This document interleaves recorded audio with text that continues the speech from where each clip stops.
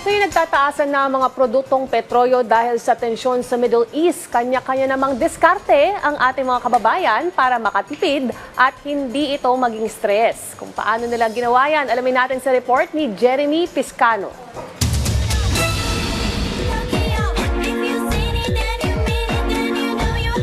Viral ngayon ang mga litrato ng mga motorista, hindi nakasakay sa kotse o sa motor, kundi sa kabayo. Ito naman, ibahin nyo dahil ang pabong sinasakyan niya, may side mirror pa. Itong baboy na sinasakyan ng couple na ito, may cellphone holder naman. Posible na rin hindi sumakay sa eroplano dahil sa tambulang, makakabiyahe ka na. Parang Nimbus 2000 o Firebolt sa Harry Potter.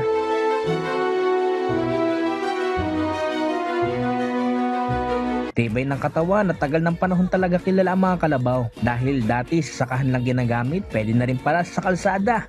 Ang Dunkin naman, kaya na makipagkarera, pati na rin sa banking. Mahal na talaga ang magpagas ngayon. Imbis na sabihin mong kuya pagas, mapapakuya pagras ka na lang dahil kabayo na lang gagamitin mo pang alis.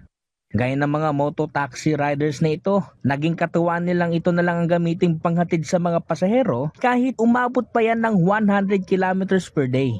Ang sample nga niyan, may isang horse rider ang binook pero kalaunan kinancel ng customer. Ang dahilan ng customer, bakit kabayo ang dala ng rider? At bakit move on ang dumating? Imbis na move it. Tumatanggi, nag-book.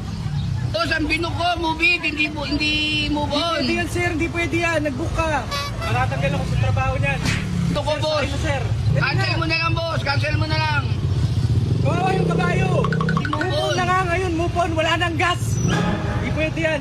Sir, saan pwede mag-reklamo dito?